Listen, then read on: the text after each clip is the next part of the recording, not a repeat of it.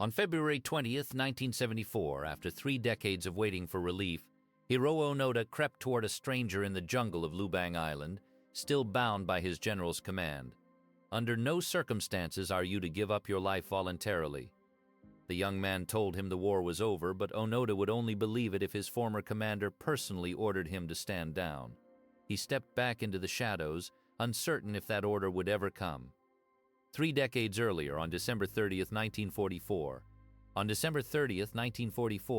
a young Japanese apprentice officer named Hiroo Onoda stepped off a motor sail vessel onto the pier at Lubang Island, carrying explosives and orders to lead a guerrilla campaign. He had been sent by the 8th Division to prepare for the expected American invasion. But when he handed his written orders to the garrison commander, the man looked at him with a puzzled expression. "Boats?" the commander asked. Did they mean guerrilla boats? Onoda could barely speak. The word for guerrilla warfare, yugeki-sen, had been misread as guerrilla boats because the garrison's simple code had no word for guerrilla warfare. They had readied 10 small boats planning to flee the island, not fight. For weeks, the garrison had been hoping for rescue, not a fight. They had stored rice, waited for ships that never came, and now here was a young officer telling them to dig in and prepare to die. Onoda felt the weight of his training at the Nakano Military School, where he had learned that survival and deception were weapons, crash against the reality of demoralized, starving troops who had already surrendered in spirit. How could a man who had once danced the nights away in Hankow, who had been groomed for secret warfare, possibly force these men to fight?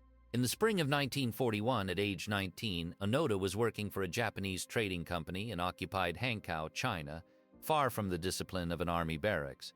He drove a Studebaker, smoked foreign cigarettes, and spent his evenings at a dance hall in the French concession, learning the latest steps while his brother, First Lieutenant Tadao Onoda, paid half his bills. He picked up enough Chinese to talk business and to charm the girls, though he was too shy to succeed much at that. In May 1942, Onoda was called for his Army physical. He passed as Class A and cabled his family. Class A, Banzai. He quit his job and returned to Wakayama, determined to get fit. He spent his days swimming and his evenings practicing kendo. When he reported for induction in December, he told his mother he wanted to come back a private first class, nothing more. She gave him a dagger in a white scabbard, a family heirloom passed down from her mother, and said gravely, "If you are taken captive, use this to kill yourself." Onoda took it, but in his mind he had already decided that suicide was not his path. In early 1943, Onoda's regiment was sent to Nanchang, China. He trained hard, surviving brutal marches that broke weaker men, and soon changed his mind about remaining a private. He wanted to be an officer. When illness prevented him from taking the exam, his brother Tadao intervened, and Onoda was granted a special test. He passed, and in August 1943 he was transferred to a preliminary officers training unit. In January 1944, he was sent to Kurumi Officers Training School in Kyushu, nicknamed the Devil's Kurumi. The man in charge of his class, Captain Shigeo Shigetomi, drove them relentlessly. Better to sweat on the training ground than to bleed on the battleground. He taught Onoda that a soldier never makes excuses, never is caught unprepared, a lesson that would never leave him. At Kurume, Onoda learned what it meant to be an officer. His pride as a soldier, the refusal to be disgraced, was forged in those months. When his brother Tadao visited him in March 1944, Onoda looked like a different man, leaner, harder. Tadao gave him 100 yen and said, "Be strong. It won't be long before you're going to need all the strength you have." Onoda replied, "Don't worry, I'll die like a man." But inside, he knew that dying was easy. The hard part was living according to your oath. Enjoying the story? Subscribe to join us for the next one, completing officer training in August 1944. Onoda expected to return to China. Instead, he was ordered to a mysterious unit called the 33rd Squadron, stationed at Futamata north of Hamamatsu. The sign over the gate said only Futamata Army Training Squadron, but inside it was the new branch of the Nakano Military School, Japan's School for Secret Warfare. The commandant, Lieutenant Colonel Mamoru Kumagawa, told the first class of 230 officers that their purpose was to train in secret warfare, that they must forget military honors, and that their true object was to survive and continue fighting behind enemy lines. For the first time, Onoda was taught that the warrior's code was not about glorious death, but about living to serve. There is integrity, the instructors said. With integrity, you can withstand all hardships. They learned not to follow rigid rules but to adapt, to use deception, even to allow themselves to be captured if it served a purpose. The whole philosophy was summed up in the folk song Sado Okesa, which has no correct version. You can sing it any way you like. So too, guerrilla warfare, no fixed rules, only the goal. Onoda liked this. It suited his character. On December 26, 1944, just weeks after finishing Futamata, Onoda reported to 8th Division headquarters in Lipa on Luzon. He and 5 other graduates were summoned by Major Yoshimi Taniguchi, the squadron commander. One by one they were assigned, some to San Jose, some to Mindoro. Then it was Onoda's turn. Major Takahashi said, "Apprentice Officer Onoda will proceed to Lubang Island, where he will lead the Lubang garrison in guerrilla warfare." Lieutenant General Yokoyama, the division commander, called him aside. Looking him straight in the eye, the general said, "You are absolutely forbidden to die by your own hand. It may take 3 years, it may take 5, but whatever happens, we'll come back for you. Until then, so long as you have one soldier, you are to continue to lead him. You may have to live on coconuts. If that's the case, live on coconuts. Under no circumstances are you to give up your life voluntarily." Onoda felt the weight of that promise. He was just an apprentice officer receiving orders directly from a lieutenant general, a rare honor and a terrible responsibility. He vowed to himself that he would carry them out. As he traveled to Manila and boarded the ship for Lubang, he repeated what the general had said like a prayer. But when he arrived, the garrison had already misinterpreted his mission as an order to run. They had boats, not rifles. Onoda now faced his first battle, convincing these men to stand and fight. It would be a battle he was never fully able to win, and it led directly to the chaos of the coming American invasion. It was still January of 1945, and Onoda spent his days trying to prepare for an invasion that he knew was coming. Garrison troops were sullen and uncooperative, still dreaming of escape by boat.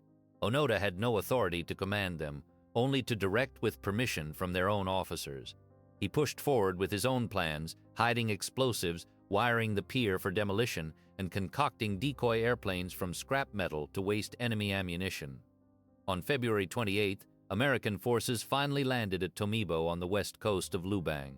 Lieutenant Suhiro, commander of the airfield garrison, erupted with bravado. He declared that 50 or 100 Yanks did not amount to a threat and that he would wipe them out in no time. Jumping onto a truck with 15 men and a heavy machine gun, he sped off toward Tomibo. Onoda urged caution, suspecting a trap, but Suhiro was already gone that night. Flames rose from the town of Lubang. A survivor crawled up the mountain the next morning with the news. Suhiro's barracks had been caught in a crossfire. The lieutenant had been standing by a window and was killed in the first volley. The American landing had begun in earnest. On March 1st, the enemy fleet appeared off Tillich, a light cruiser and 3 troop transports. Shells pounded the coast until the little town disappeared into dust and smoke. Onoda ordered a retreat into the mountains, but the path was cut off by enemy scouts who had landed the day before. He found himself trapped in a valley with only a handful of men. Among those men were Private First Class Kinshichi Kazuka and another soldier, Private First Class Muranaka. When gunfire erupted, Muranaka stood straight up. A bullet struck him in the head, killing him instantly. That night, Onoda resolved to lead a desperate charge. He drew his sword, discarded the scabbard by the roadside, and led 15 men toward the enemy camp. He was prepared to die to throw away the orders General Yokoyama had given him. But the enemy had withdrawn, sensing the attack. Onoda found nothing but empty positions. He retrieved his scabbard from the road and felt a deep shame. He had almost betrayed his commander's promise. Later, Onoda found Muranaka's body and cut off his little finger with the dagger his mother had given him, wrapping it in paper as a keepsake. By March 2nd, the main battle was over. More than 20 wounded soldiers lay in a makeshift tent, unable to move. They asked Onoda for explosives to end their own lives. Onoda rigged dynamite and attached a long burning incense fuse.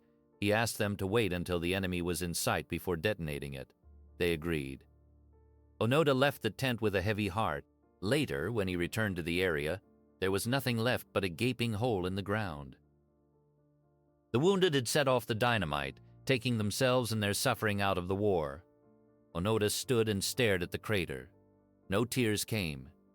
He could only think of the young faces he had left behind, with the enemy sweeping the island, The surviving Japanese broke into small cells. Onoda paired up with Corporal Shoichi Shimada and one Private Kozuka, who had recovered from acute nephritis after being abandoned by another group, limped into their camp a few days later.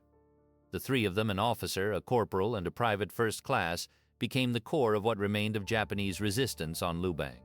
They had no clear plan beyond survival.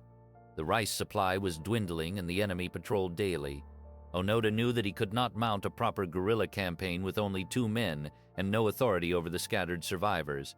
But he also knew that General Yokoyama had ordered him to live. He vowed to himself that he would wait for the Japanese army to return, wait for new orders, wait for as long as it took. Kozuka and Shimada were quiet men from the farms of Japan.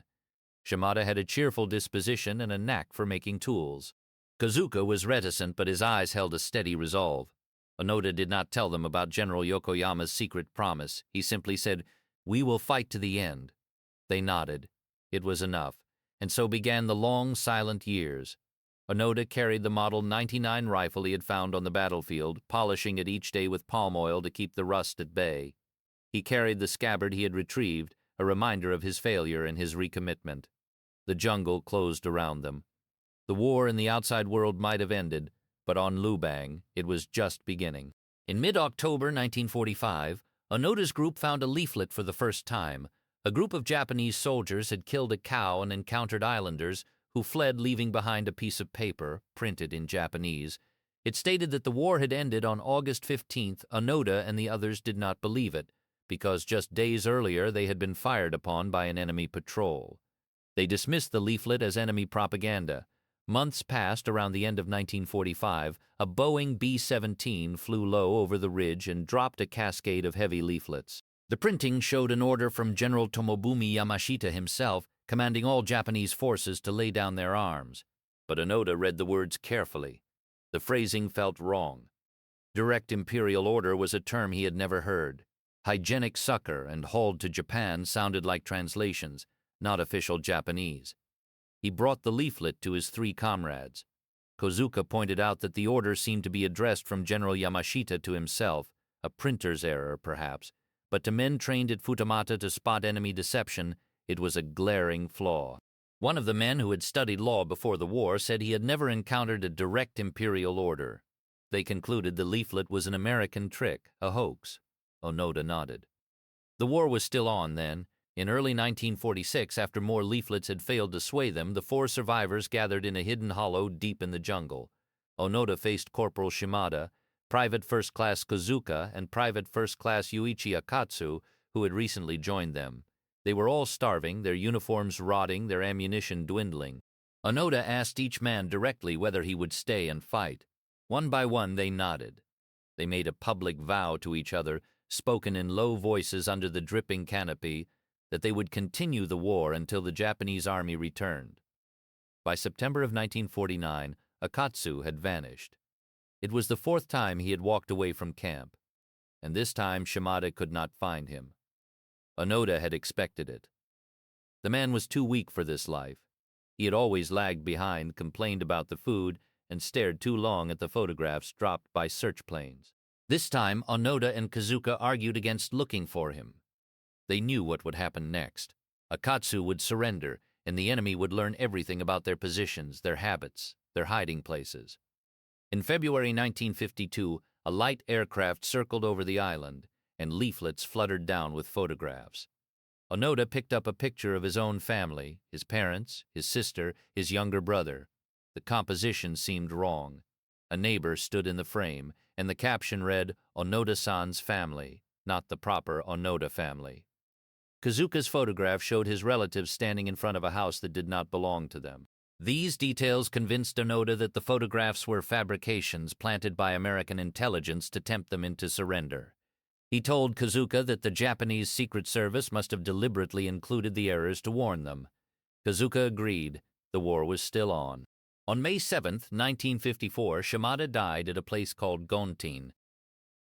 The trouble began when Shimada insisted they stay in a valley despite Kozuka's protests, because his leg was still weak from an old wound. Onoda and Kozuka collected nanka fruit and left slices to dry on a fallen log in the sun.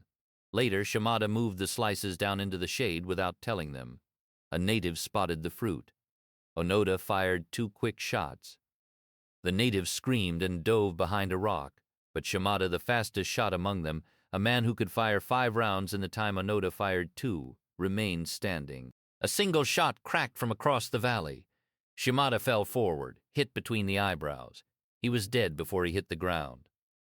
Onoda and Kazuka scrambled up the bank, abandoning their pack, their tools, their food. They left everything. Onoda did not have time to cut off Shimada's finger.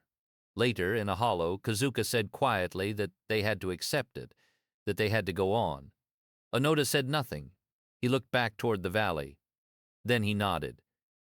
They would avenge Shimada. They would continue the fight. In November of 1959, the jungle filled with voices. A large search party had arrived from Japan, and they carried loudspeakers. They played the national anthem, they sang folk songs, and then a voice Onoda recognized called out his name. It was his oldest brother, Toshio Onoda, a major in the medical corps. "Hiroo, come out," the voice said. "This is your brother, Toshio. Kozuka's brother Fukuji has come with me." Onoda crept closer to a distance of about 150 yards. The voice sounded exactly like Toshio's. The build was the same, but Onoda was certain it was a trick. Toshio began to sing a song from his old high school, the east wind blowing in the sky over the capital.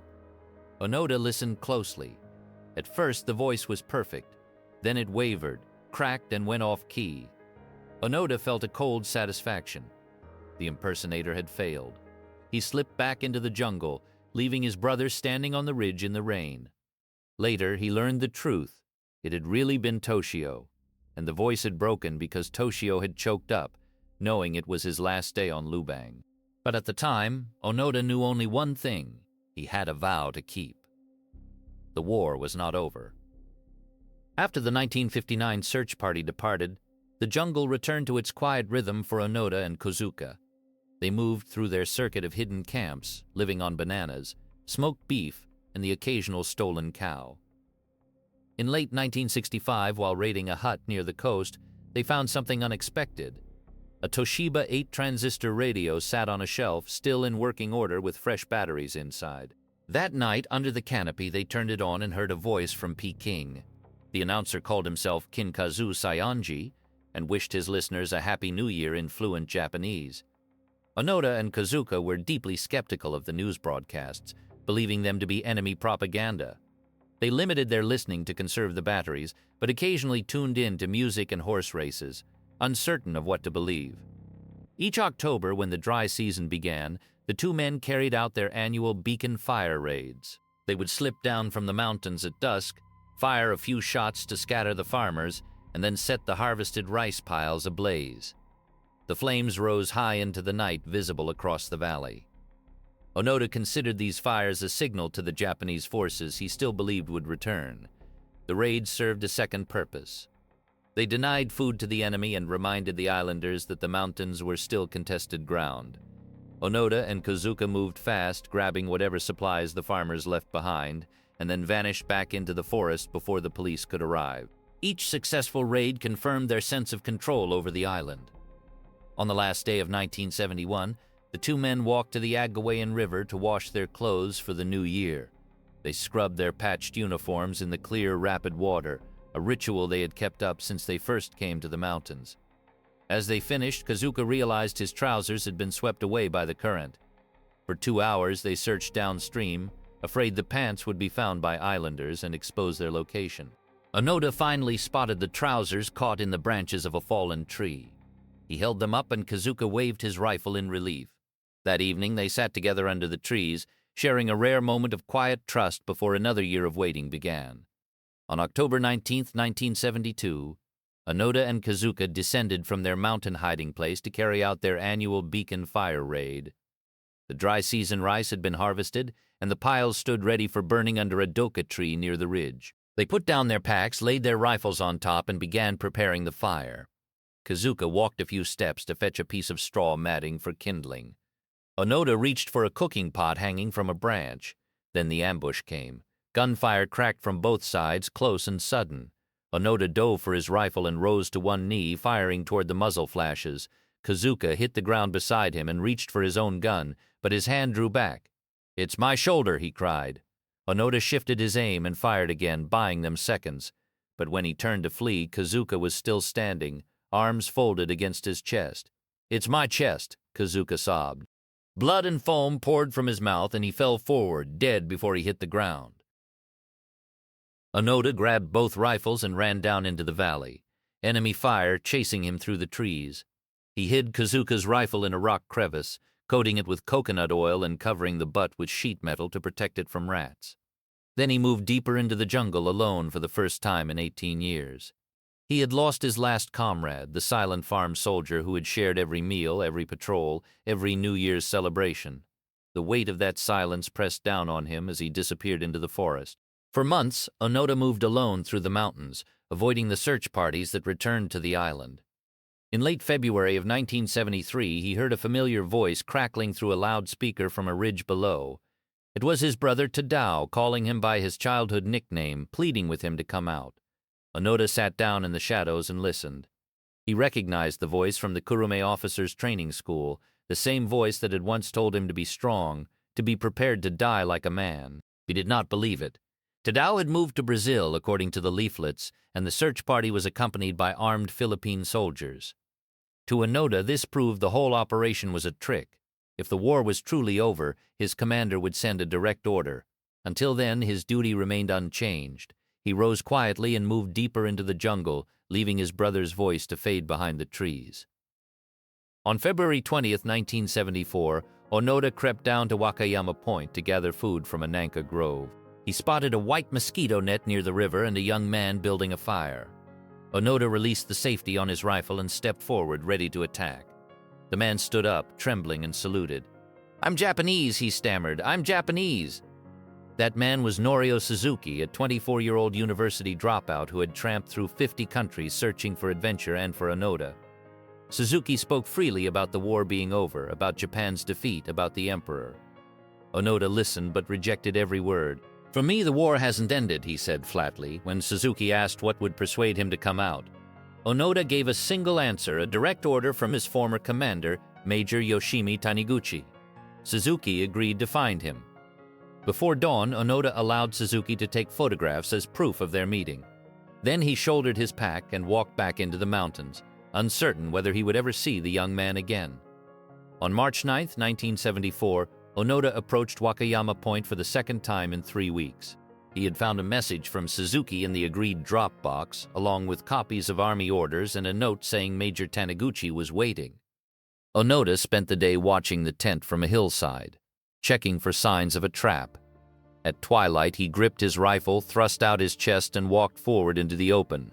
Suzuki saw him first and shouted, "Major Taniguchi, it's Onoda." Major Yoshimi Taniguchi emerged from the tent, fully dressed in an army cap. Onoda snapped to attention and barked out, "Lieutenant Onoda, sir, reporting for orders." Taniguchi read the formal document aloud. The 14th Area Army had ceased all combat activity, and the Special Squadron was relieved of all military duties. When the major finished, Onoda stood still, waiting for the whispered secret orders that never came. The pack on his back suddenly felt very heavy. He pulled back the bolt on his rifle and unloaded the bullets. That night, Onoda gave a detailed field report of his 30-year reconnaissance. He spoke of Shimada's death at Gontin, of Kazuka falling at the doka tree, of the wounded soldiers who had detonated the dynamite in their tent. Major Taniguchi listened, nodding, blinking back tears.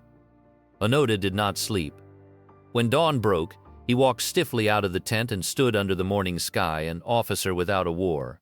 Kazuka's body was later recovered from the ridge where he fell, and his remains were returned to Japan for a military funeral in Manila, attended by Philippine and Japanese officials.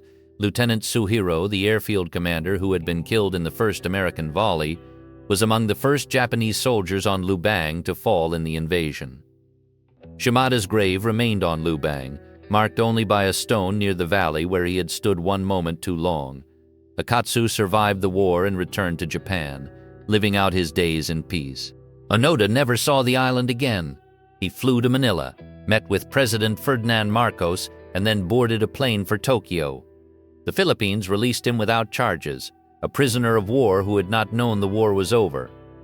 Onoda's return to Japan was a national event. He was greeted at the airport by cheering crowds, his elderly mother, and his surviving brothers.